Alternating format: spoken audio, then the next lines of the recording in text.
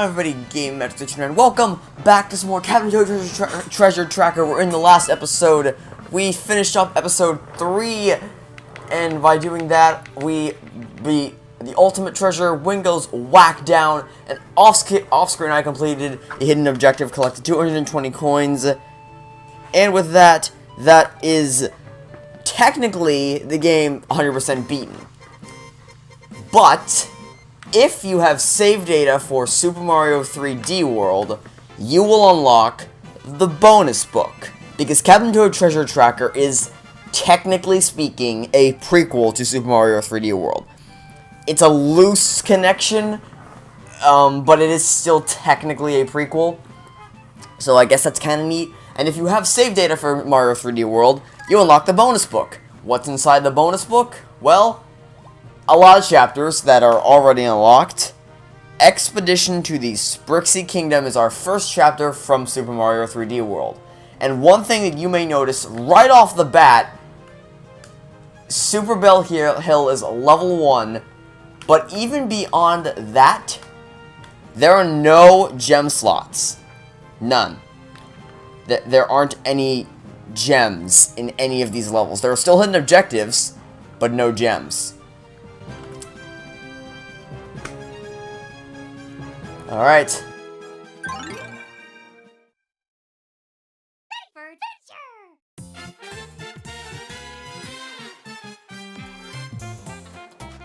Oh, what's that? Does this not look like a Captain Toad Treasure Tracker level to you? Well, it shouldn't, because really, it's not. These aren't puzzle-solving levels anymore. These are just kind of tributes to Super Mario 3D World to make it kind of seem like a prequel and a parallel story of sorts. So, thank you, game, for helpfully pointing this out to me. Obviously, Captain Toad can't jump, but we do have the gamepad, so we can go tappy-tappy-tappy with the stylus, and open our way forth. And even look at that. Look at that. You just saw I turned the camera around, and because we're not on a box stage anymore, like all of Captain Toad Treasure Track, all of Captain Toad's levels are, the puzzles at least are all on a box world kind of thing. So which is why it's really bizarre to see Captain Toad in a Super Mario 3D World level. But now when you try to turn the camera, you can only turn it a certain way. Or, I mean, it turns in stages like in Mario 3D World. Rather than turning, rather than having the ability to free turn it like you can throughout the rest of the game. And I like how there's just ladders everywhere to help Captain Toad through. Just the ultimate handicap. Yeah, also, there are no gyroscopic controls with the camera anymore, so that makes me happy. Let's propel ourselves forward and drop down here. Alright. The hidden objective of this level is to collect the hidden golden mushroom. And while I guess, yeah, it's hidden. It's been a really, really long time since I've played Super Mario 3D World. You can also tap these boxes to break them.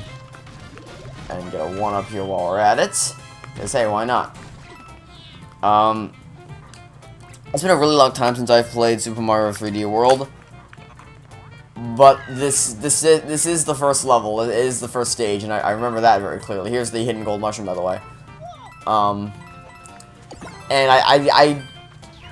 I assure you that the majority of this bonus book is not dedicated to a Super Mario 3D World tribute. There's actually a lot of pretty darn cool stuff in the bonus book. With the, I mean, some cool, some tedious, but there's no more jewels to collect, so that's kind of neat.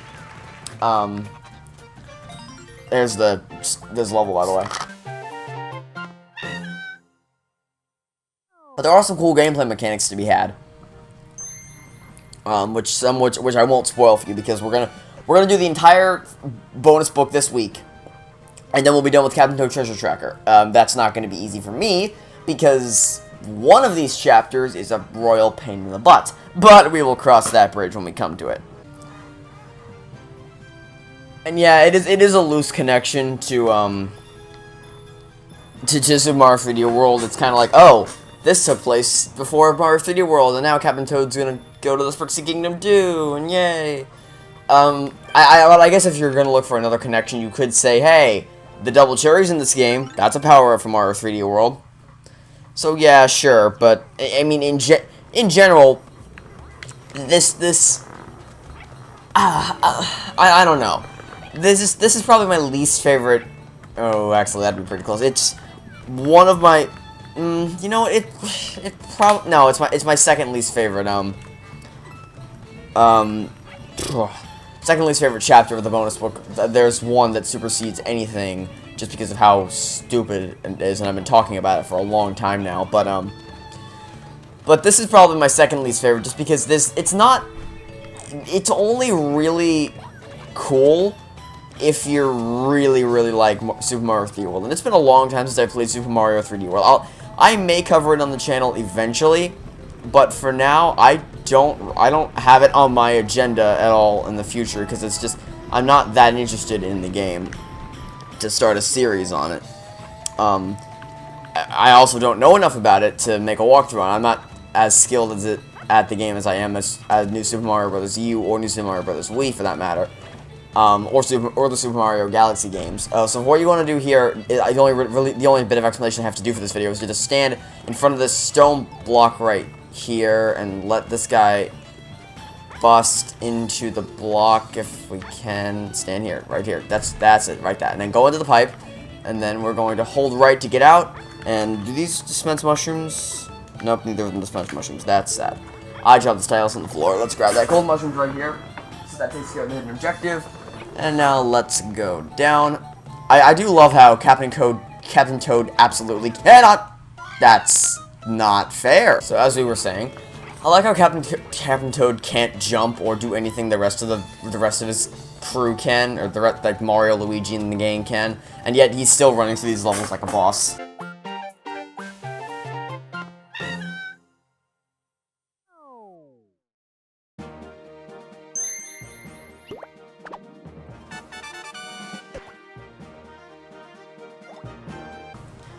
Next level is definitely an interesting one. It's Shadow Play Alley. And it's been such a long time since I've played Super Mario 3D World. I think they're all from the game. I just don't remember them in vivid detail. I do know what the premise of this level is, though, so let's get into it. And I know what the gold mushroom is, because I need to for the walkthrough. Okay. So, it starts out at first like a normal level. I recommend going around these piranha plants. There's no use for them that I found. There's a one-up mushroom back here, if you want it. Oh, missed it. Is that you kind of want to use shadows for to dictate where things are, and in some instances it's cool and it can trip you up if you're not careful. But in general, it just doesn't. It feels needless to me. Okay, never mind. He's a lot more useful than I seem to remember him being. I don't know why I would have left him in the first place. If you make it here in time, you can step onto this guy and step onto the platform where the piranha plant is, because this guy's gonna eat him up. But if not, unfortunately, you're gonna have to leave him behind. And I think we have to leave our friend behind here as well. Yeah, alright. That's fine. We had a good run. This is kind of cool. It's kind of a 2D black and white shadow-esque thing. But it's still not particularly challenging. It just transforms from a 3D game to a 2D game. We're gonna let you run past. I'm sorry if this episode's more boring or sounds more dry than the other episodes, but this isn't as interesting as the other ones. We're gonna bust open all these pink ones right here by shaking with the stylus, and then there's the golden mushroom. But as you can see, they disappear. Oh, you missed me. So now we need to climb up quickly before these things disappear, and then climb out before they reappear, so that we're not trapped in there forever. And I think that's good enough. Let's step on. No. More boring, less interesting, and just more tedious in the rest of the game. Because, yeah, there are some tedious levels here and there throughout the main game, in terms of puzzle solving, but in general, they're all really creative puzzles. So, it's just kind of offsetting and annoying to see this in the game. Because the only reason that these levels are even cool is because they're Mario 3D World levels, but they don't fit in a Captain Toad treasure tracker game. They don't fit in a puzzle-solving game. So it's just not. It's not all that. I don't get the same value out of it, and I think I that I think I would if I was an avid fan of the game of Super Mario 3D World. And now, of course, my favorite level in Expedition to the Sprixie Kingdom, Clear Pipe Cruise, using the same mechanics as the the glass maze one from Toadette's story, or episode 2, or whatever you want to call it.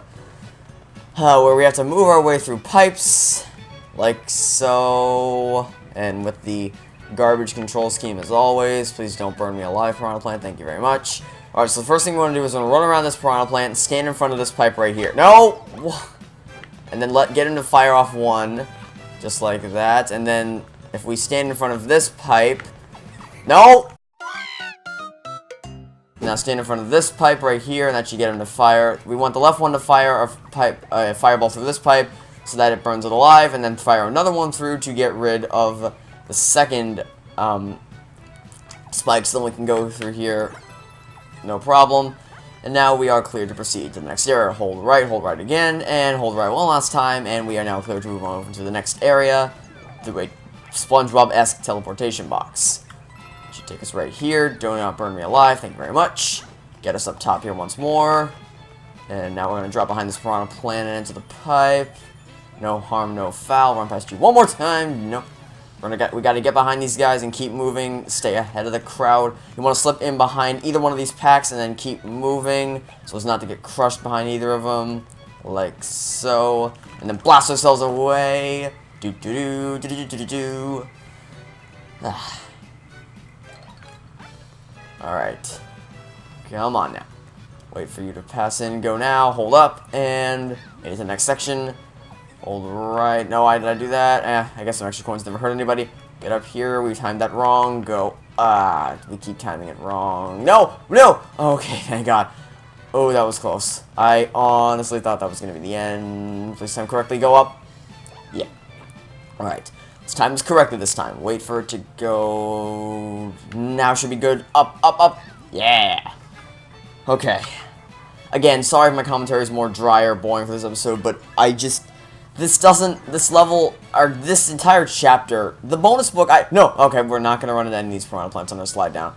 The bonus book in general doesn't bother me too much, but this particular chapter does. I did not mean to go headfirst into them. Hold left one more time, go up, down, this is going to be bad, hold left, no. There's our first key. Don't get eaten by any of these guys, please. No, okay, we're just going to be stuck in this loop then. Because the controls are terrible. Keep ahead of the crowd. Go duck in here quickly. Get you. Hold left. Ta-da. That should be perfect timing. Stay ahead of the crowd. Hold right. Hold right one more time. Jump up. Hold right. Jump up. That's it. Alright, that should unlock it. So now get back down and stay ahead of the crowd. Hold up. Left. Up. And we are good. There we go. Oh, this is such an annoying chapter. Oh, no. Up. Right now. Right. There we go. Ugh. Captain Toad is not meant to be playing Super Mario 3D World. He's meant to be playing Captain Toad Treasure Tracker.